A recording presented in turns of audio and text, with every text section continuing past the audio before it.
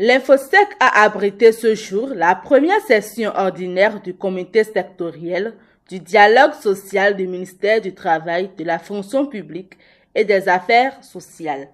L'objectif de cette activité du dialogue social est de débattre les questions de gouvernance au sein du ministère à travers l'étude de la plateforme revendicative des partenaires sociaux, à travers les nombreuses attributions et missions du ministère, ainsi que les nombreux défis qui en découlent en termes de gouvernance. Le directeur administratif et financier du ministère,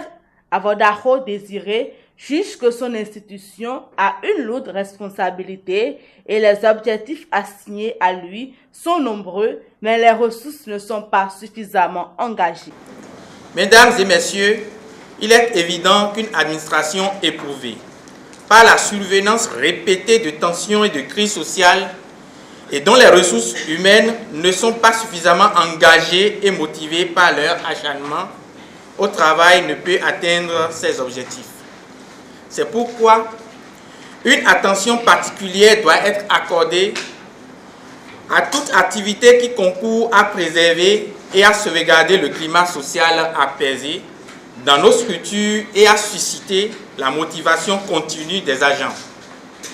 La réunion de ces conditions est une donnée essentielle dans l'atteinte des objectifs assignés à notre département ministériel et c'est là toute l'importance de l'activité qui s'ouvre ce jour. En effet, le présent dialogue social que nous nous apprêtons à mener 3 jours durant est une opportunité à saisir. Un creuset d'échange assez large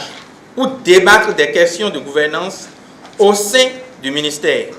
À travers l'étude de la plateforme revendicative des partenaires sociaux représentant l'ensemble du personnel et rechercher ensemble les solutions appropriées dans la perspective de préserver et de maintenir un climat social apaisé et permettre la bonne marche des activités. Dans cette perspective, je nous souhaite que cette première session ordinaire au titre de l'année 2017 du comité sectoriel du dialogue social du ministère du Travail, de la fonction publique et des affaires sociales pose les bases d'un dialogue franc, fructueux, constructif et convivial qui anticipe sur les crises sociales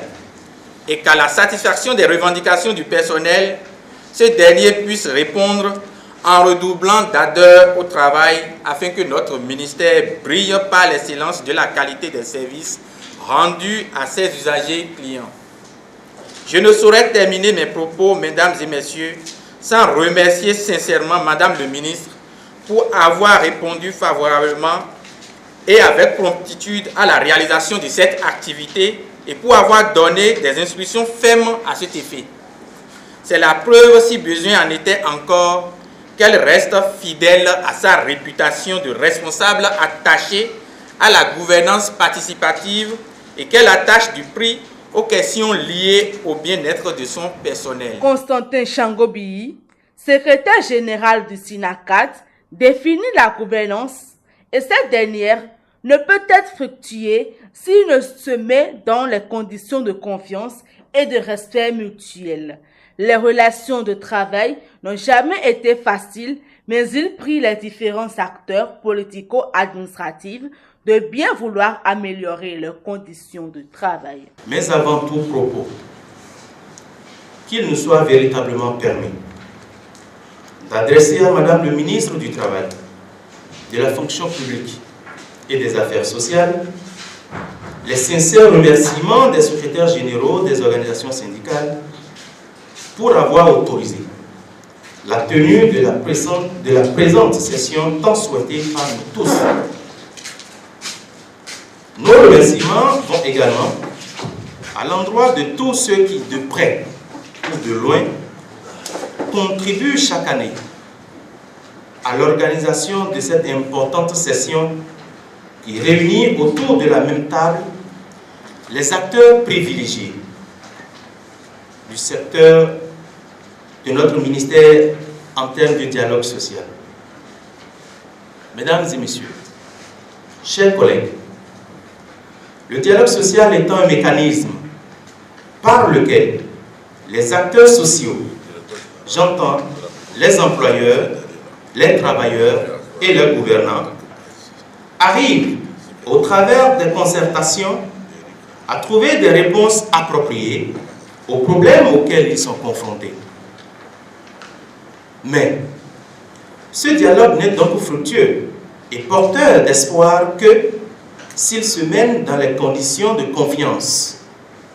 de respect mutuel et surtout de cohérence dans la démarche. Au Bénin,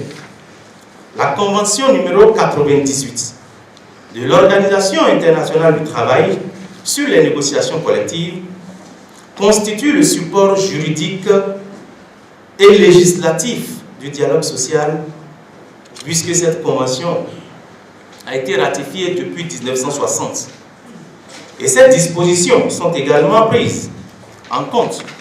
dans la loi 98-004 du 28 janvier 1998 portant Code du travail en République du Bénin. C'est dire donc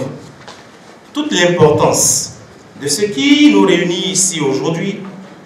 et que cela répond également au bon choix qu'a fait notre pays, le Bénin, à travers l'instauration des cadres sectoriels du dialogue social au sein des ministères pour débattre des questions préoccupantes touchant le fonctionnement normal. Pour le représentant du ministre, les revendications de ces travailleurs sont issues de l'héritage et liées à la rareté des ressources, des matières premières qui permettent de diminuer la pression fiscale. La question qui se pose aujourd'hui est de savoir comment concilier la baisse des recettes avec la nécessité de satisfaire les justes revendications des travailleurs tout en respectant le ratio. Mais soyons rassurés, seul le dialogue social fécond, basé sur la sincérité, peut permettre de trouver des solutions. Pour sa part, Madame le ministre du Travail est consciente des problèmes qui se posent aux agents de notre ministère et se bat tous les jours que Dieu fait pour régler ces problèmes. Rappelons que cette session durera 3 jours. Une session au cours de laquelle seront définies plusieurs approches de solutions pour le bien-être socio-professionnel des agents et qui aura un impact positif sur les rendements.